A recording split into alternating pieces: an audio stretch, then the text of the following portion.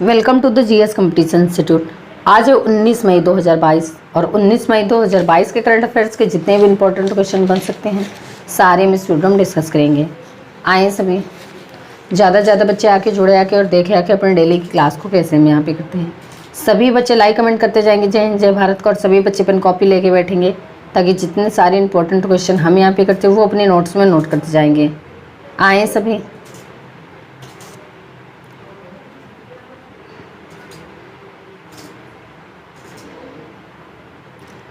चलिए देखते हैं आज का मोटिवेशनल कोट क्या है।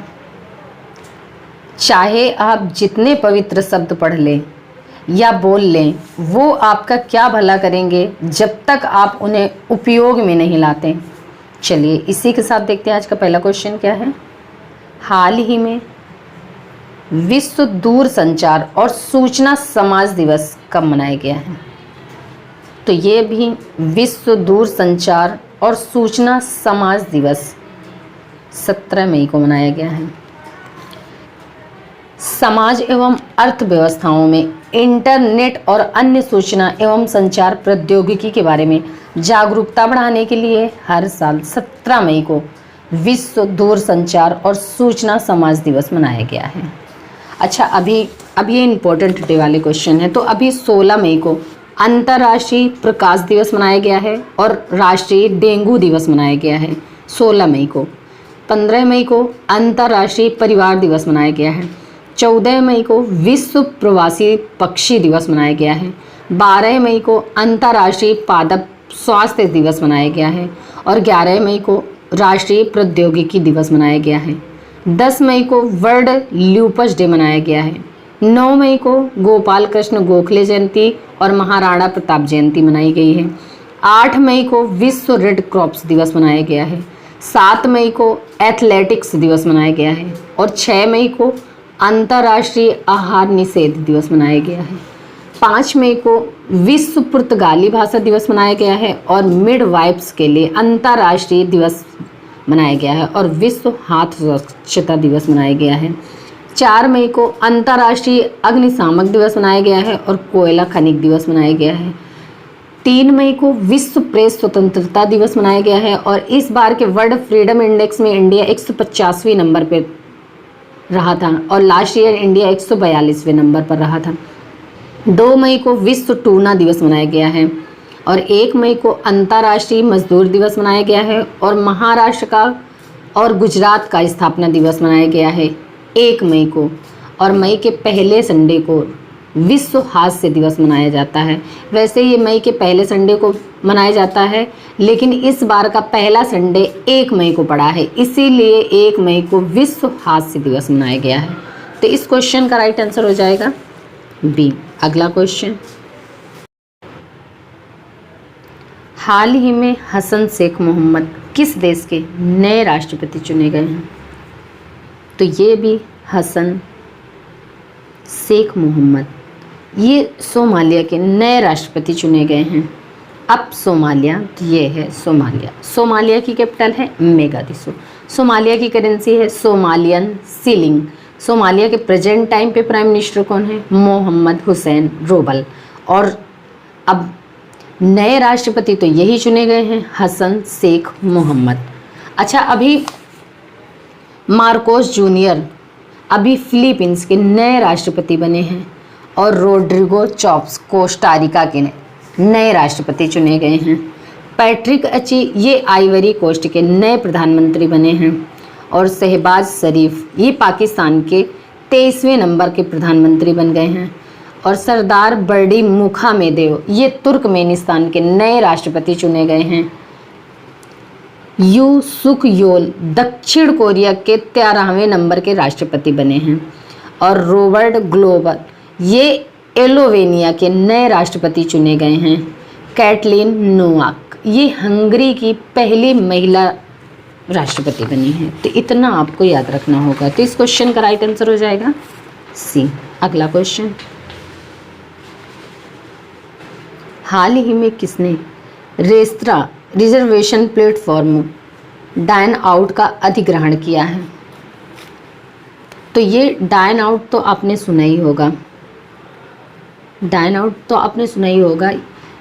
ये रेस्टोरेंट में टेबल की बुकिंग एक ऐप है और इसका अधिग्रहण अभी स्विगी ने किया है। अब स्विगी की स्थापना कब हुई? 2020 में। इसका हेडक्वार्टर कहाँ पे है? बेंगलोर में। और इसके प्रेजेंट टाइम पे सीईओ कौन है? श्री हर्ष मेजिटी। कौन है? श्री हर्ष मेजिटी। तो इस क्वेश्चन का राइट आंसर हो जाएगा बी।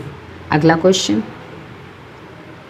हाल ही में सेंट्रल कोल फील्ड्स लिमिटेड के नए निदेशक कौन बने हैं? तो ये भी सेंट्रल कोल्ड फील्ड्स लिमिटेड के नए निदेशक बने हैं राम बाबू प्रसाद।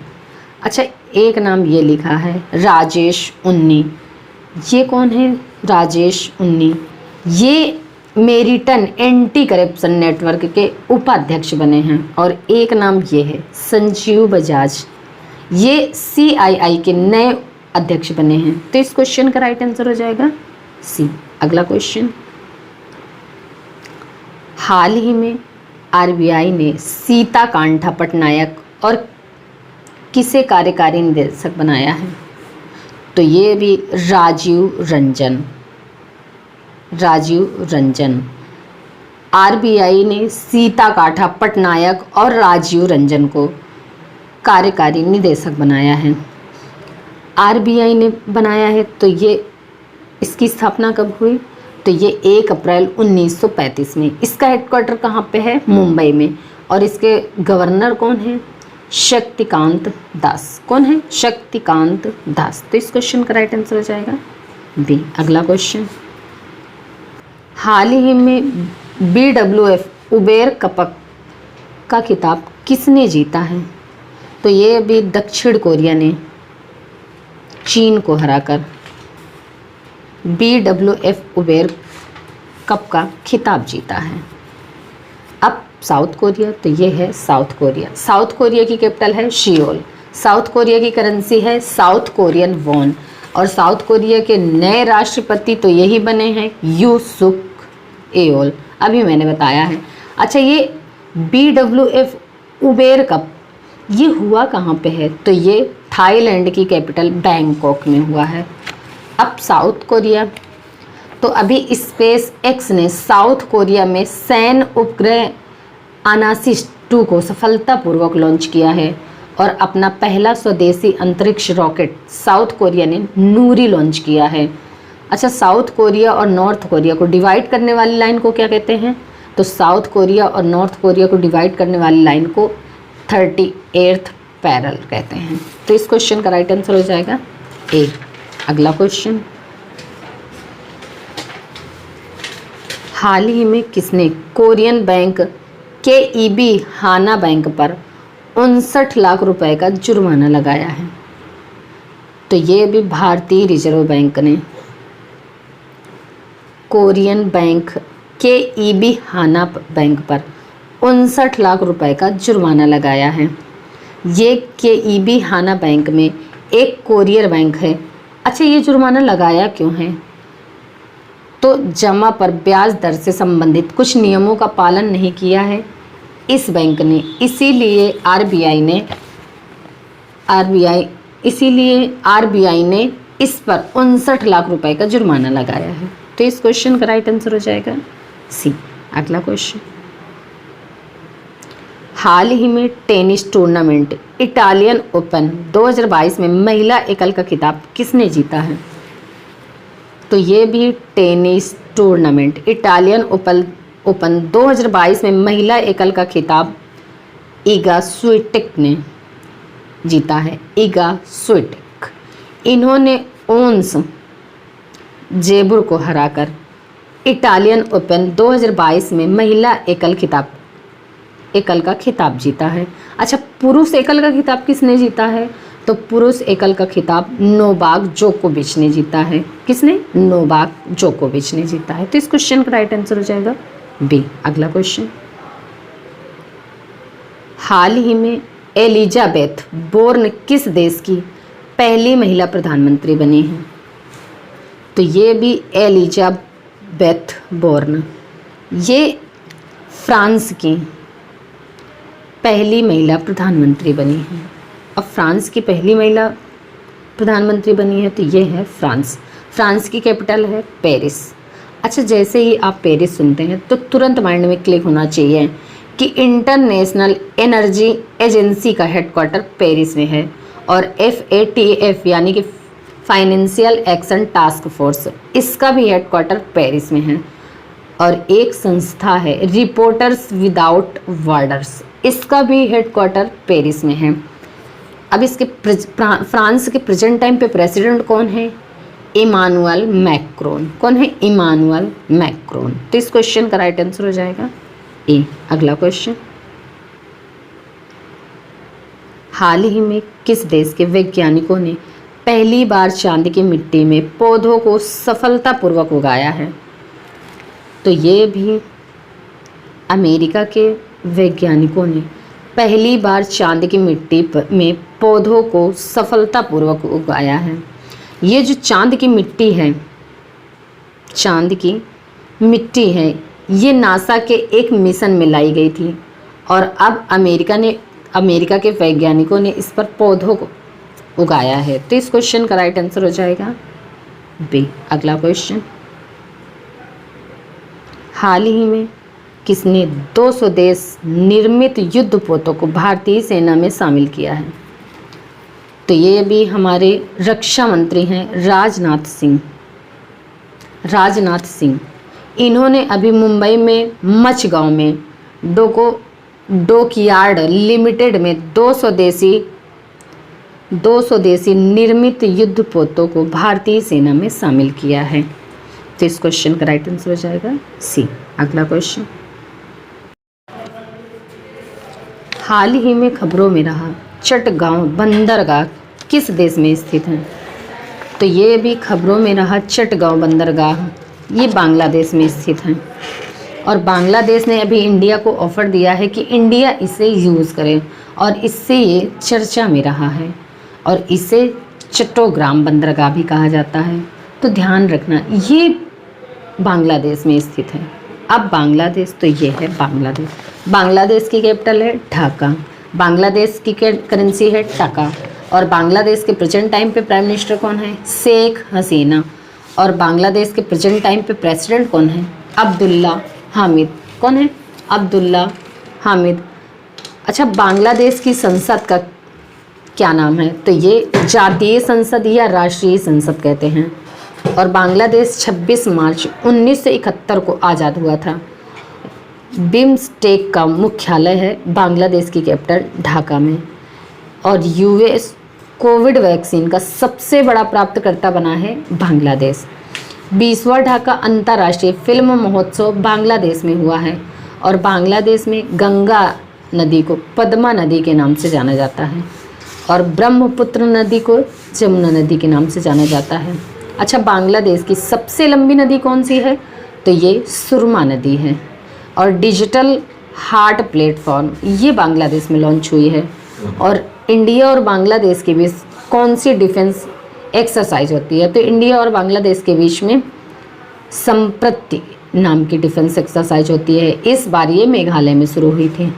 और भारत और बांग्लादेश के बीच मैत्री सेतु का उद्घाटन हुआ है। तो इस क्वेश्चन का राइट आंसर हो जाएगा बी। अगला क्वेश्चन, हाल ही में स्विफ्ट कौर सामरा ने जर्मनी में ISSF जूनियर विश्व कप में कौन सा पदक जीता है?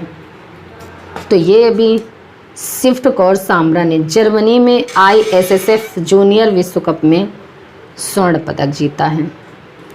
तो इस क्वेश्चन का राइट आंसर हो जाएगा बी। अगला क्वेश्चन, हाल ही में किस संस्थान के वैज्ञानिकों ने नैनो बोट्स बनाया है? तो ये भी IISc बेंगलोर, IISc बेंगलोर ने ये जो नैनो बोट्स बनाया है, ये मैग्नेटिक फील्ड के थ्रू दांतों के अंदर तक की सफाई कर सकता है। इससे क्या होगा कि दांतों के अंदर जो बैक्टीरिया लग जाते हैं वो पूरी तरह से ख़त्म हो जाएंगे तो मैग्नेटिक फील्ड की सहायता से ये दांतों के अंदर की सफाई करेगा। तो दंत चिकित्सा की सहायता से ये एक बड़ा इम्प्रूवमेंट हुआ है। IISc बेंगलोर के वैज्ञानिकों ने इसे बनाया है। तो इस क्वेश्चन का राइट आंसर हो जाएगा बी। अगला क्वेश्चन, हाल ही में फिनलैंड और किस देश ने नाटो में शामिल होने की सहमति व्यक्त की है? तो ये भी फिनलैंड और स्वीडन ने नाटो में शामिल होने की सहमति व्यक्त की है। अब नाटो यानी कि नॉर्थ अटलांटिक ट्रीटी ऑर्गेनाइजेशन, इसकी स्थापना कब हुई है? तो ये 1949 में। इसका हेडक्वार्टर कहाँ पे है? ब्रसेल्स में। और इसके प्रेजेंट टाइम पे सेक्रेटरी जनरल कौन है? Jens Stoltenberg. कौन है? Jens Stoltenberg. अच्छा, स्वीडन, तो स्वीडन की कैपिटल क्या है? स्टॉकहोम। स्वीडन की करेंसी क्या है? Swedish krona. और स्वीडन के प्रेजेंट टाइम पे प्राइम मिनिस्टर कौन है? Magdalena Anderson. कौन है? Magdalena Anderson. तो इस क्वेश्चन का राइट आंसर हो जाएगा सी। चलिए बच्चा, फिर आज की क्लास में यहीं तक रखते हैं, मिलते हैं अगली क्लास में। तब तक के लिए आप सब केयरफुल रहिए। जय हिंद।